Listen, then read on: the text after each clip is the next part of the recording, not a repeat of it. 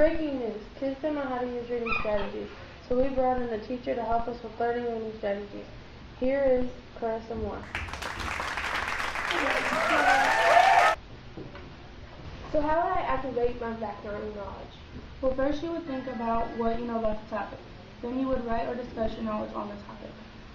So how would I set a purpose for my reading? First decide on what you want to know from the book. Then determine how and what you will learn from the book. But how do I ask questions and answer questions before, during, and after reading? Before you read, ask questions that you think will be answered. During reading, answer questions asked earlier or tied old information to new information.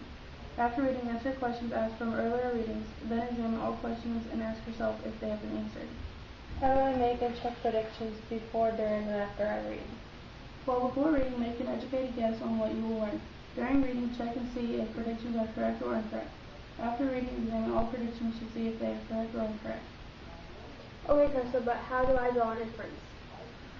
Taking old information and new information to understand what will happen next, like predicting, except you use information you have learned to guess what will happen next, like gathering details from the first half of the movie and knowing what happens at the end. Okay, now how do I monitor comprehension and make sure you understand what you have to read? Well, you always write, draw, or speak about the reading and reread confusing or favorite parts. Now, how do I make connections with the books, such as Life and World and other books? You relate the book to anything you have heard or seen throughout the world, such as the news and the internet. Then you relate the book to another book or story that you have read.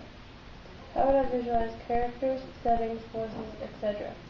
You tie in the characters in the reading to people you are close with in real life, such as their friends, parents, etc.